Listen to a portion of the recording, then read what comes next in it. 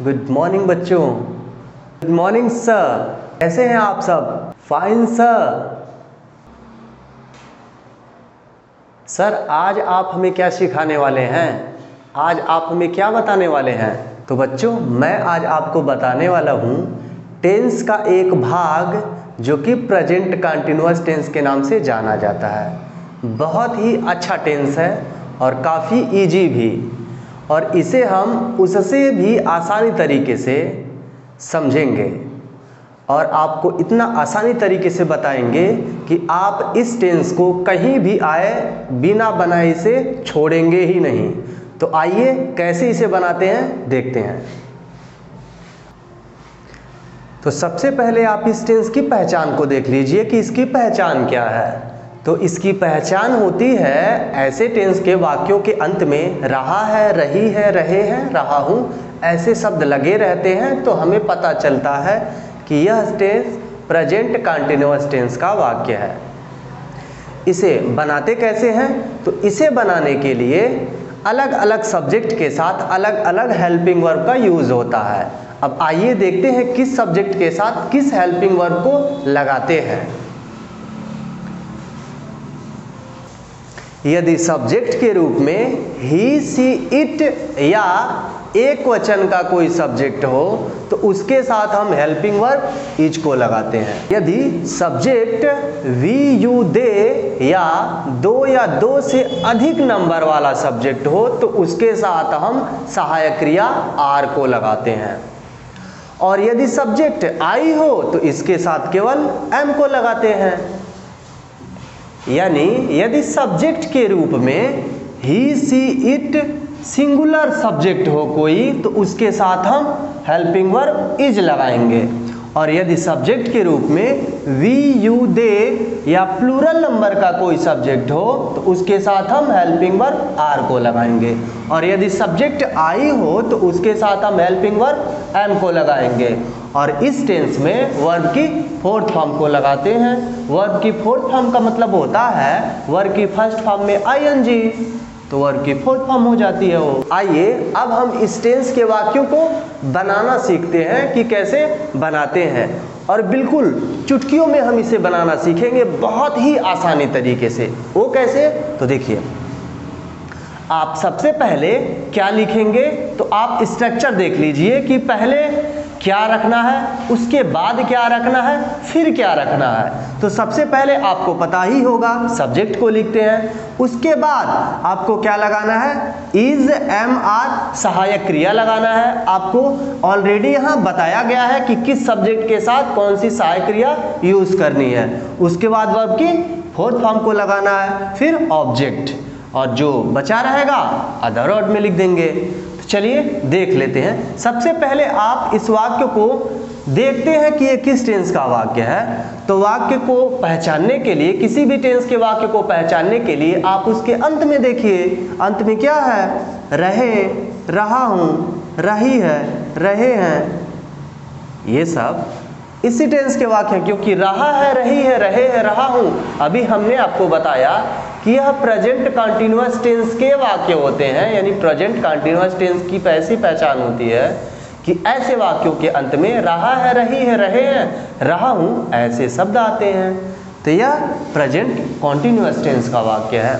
आइए अब देखते हैं इसे कैसे बनाते हैं। तो सबसे पहले आप क्या लिखेंगे बच्चों? तो सबसे पहले आपको लिखना है सब्जेक्ट। तो पहले में बताइए सब्जेक्ट क्या है? यू, दूसरे में आई, फिर सी, नेक्स्ट बच्चे, द चिल्ड्रेन, उसके बाद रेखा, फिर उसके दादाजी, हिज ग्रैंडफादर।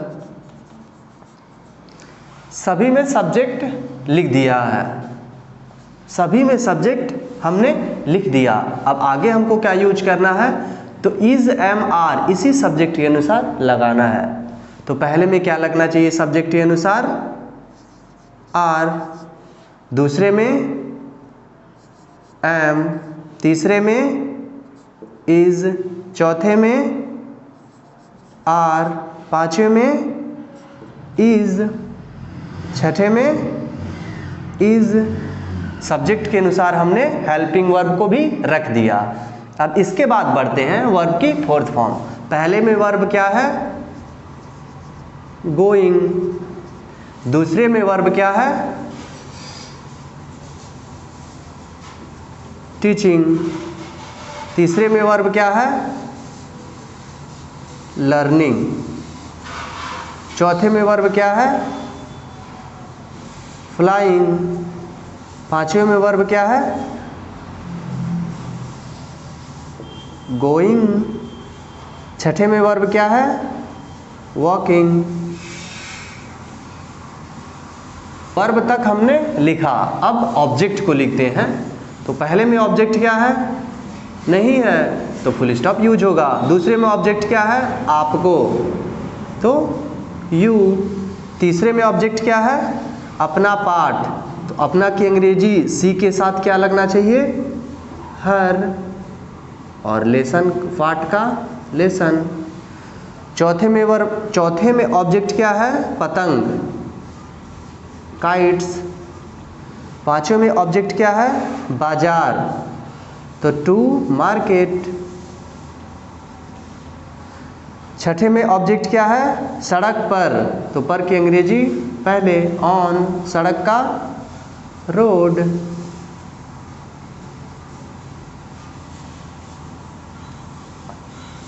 अब सभी में हम फुल स्टॉप यूज कर देंगे, इन वाक्यों में कुछ भी नहीं बचा। तो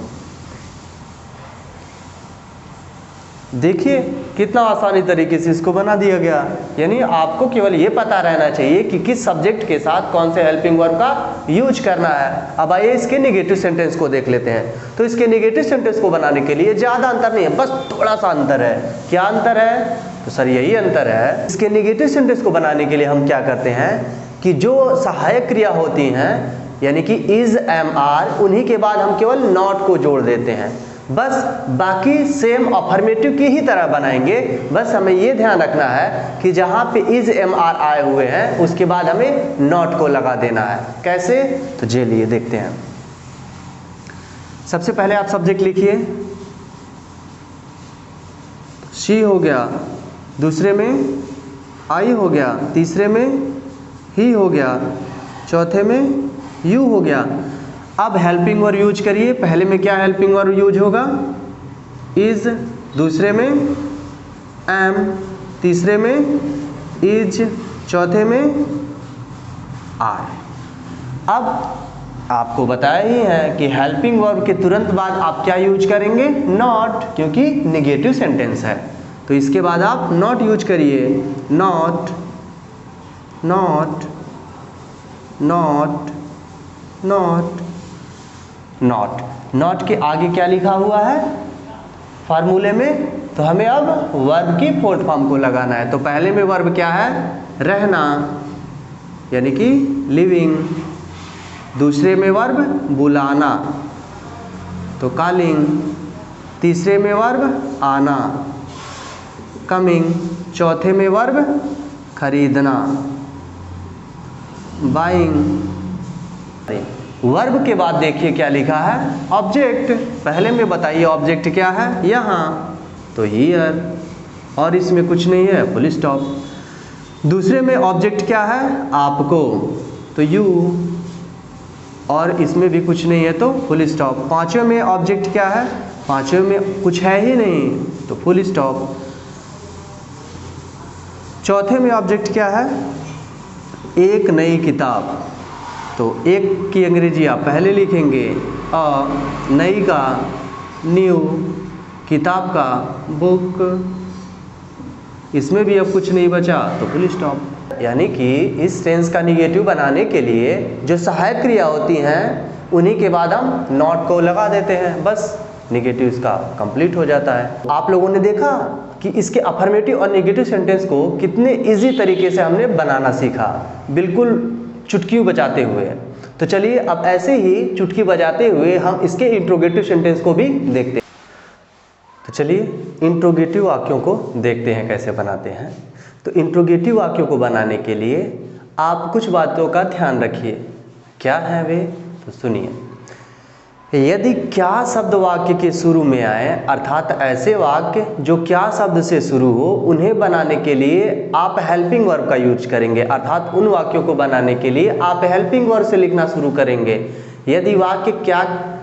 यदि क्या शब्द शुरू में आए तब आप हेल्पिंग वर्ब से वाक्य को बनाएंगे। और यदि क्वेश्चन वर्ड कब, क्यों, कैसे, कहाँ, कितना, कितने, कितने ये सब बीच में आए तो इनकी अंग्रेजी को हम सबसे पहले लिखते हैं। तो आइए जैसा वाक्य होगा वैसा देख लेते हैं और उस तरीके से हम बनाते हैं। तो देखिए, पहला और दूसरा वाक्य क्या शब्द से शुरू हुए हैं, तो इनको बनाने के लिए हम हेल्पिंग वर्ब से इन्हें बनाना स्टार्ट करेंगे। जैसे पहला और दूसरा वाक्य हम यहाँ हेल्पिंग वर्ब से यहाँ से बनाना स्टार्ट करते हैं। क्यों?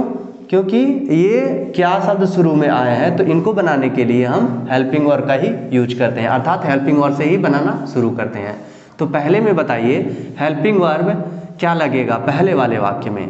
तो पहले में हेल्पिंग और सब्जेक्ट के अनुसार क्या लगना चाहिए? इज। दूसरे में हेल्पिंग और सब्जेक्ट के अनुसार क्या लगना चाहिए? आर।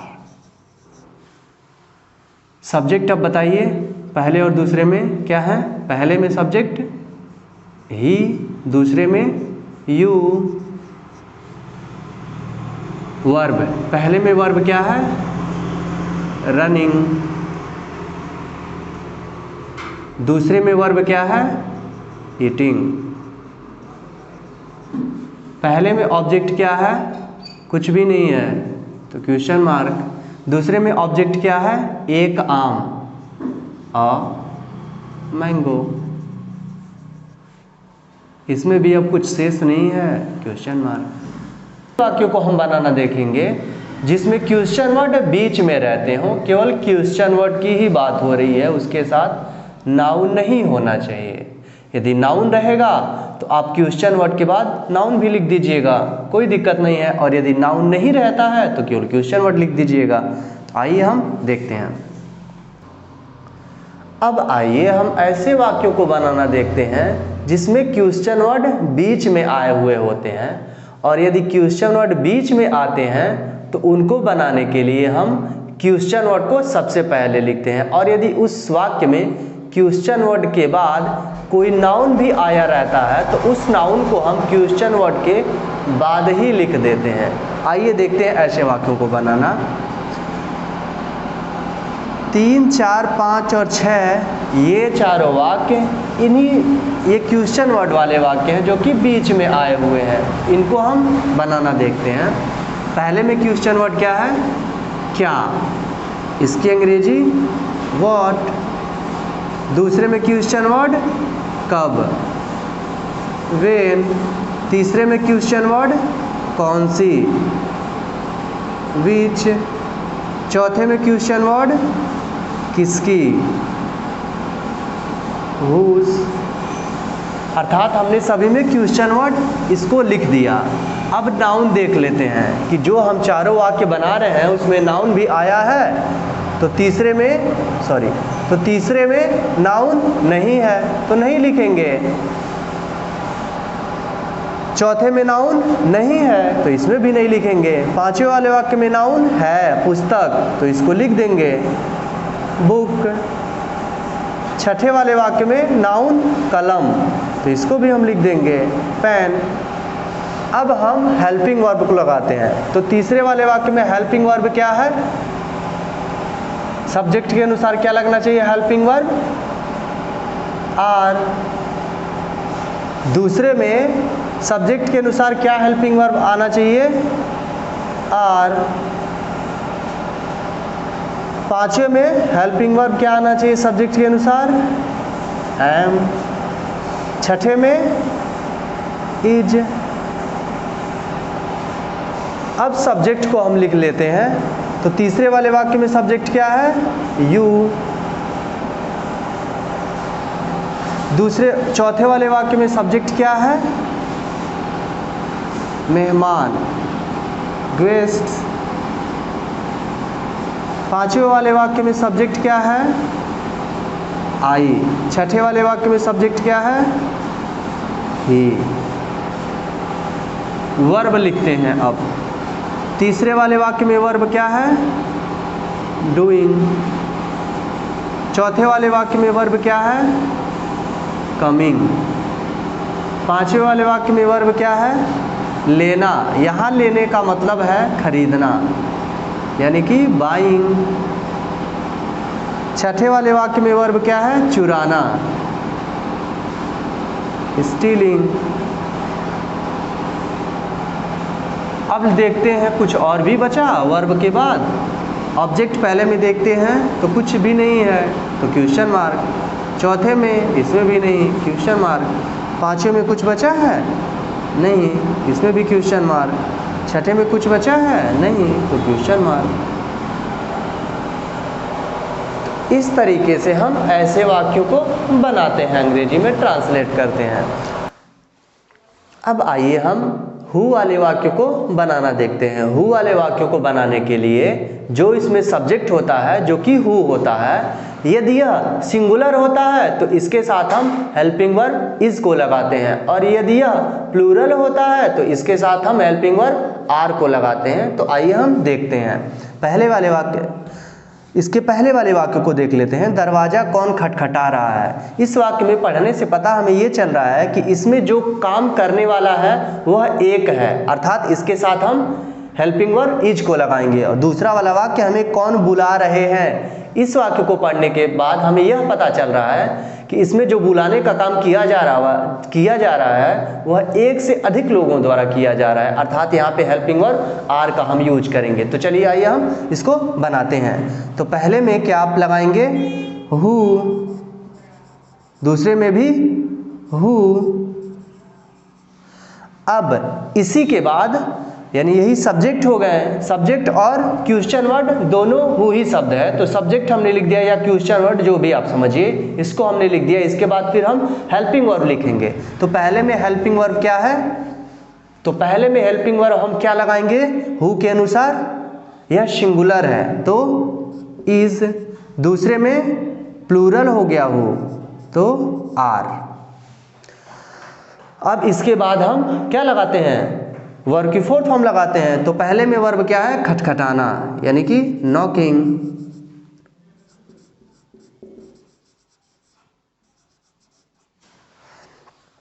दूसरे में वर्ब क्या है? बुलाना, तो कॉलिंग। अब पहले में देख लेते हैं, वर्ब हो गया उसके बाद ऑब्जेक्ट लिखा जाता है। तो पहले में ऑब्जेक्ट है या नहीं? तो पहले में दरवाजा है ऑब्जेक्ट, तो डोर। दूसरे में हमें, यानी कि ऑब्जेक्ट के रूप में आया है, तो अस। तो इस तरीके से हम प्रेजेंट कंटीन्यूअस टेंस के वाक्यों को बनाते हैं। और आई होप कि मैंने आपको जो भी बताया हो वो अच्छे से समझ में आया होगा। अब मिलते हैं किसी नेक्स्ट वीडियो में, तब तक के लिए धन्यवाद।